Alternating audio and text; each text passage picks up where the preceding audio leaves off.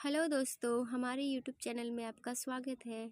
आज हम बात करेंगे सॉल्विन डीएक्स सिरप के बारे में, जिसे इप्का लेबोरेटरी कंपनी द्वारा बनाया गया है।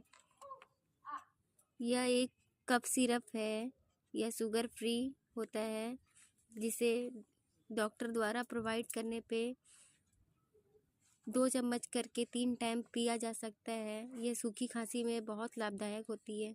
आपको हमारी वीडियो पसंद आई है तो हमारे वीडियो पे लाइक करें, कमेंट करें और सब्सक्राइब करें।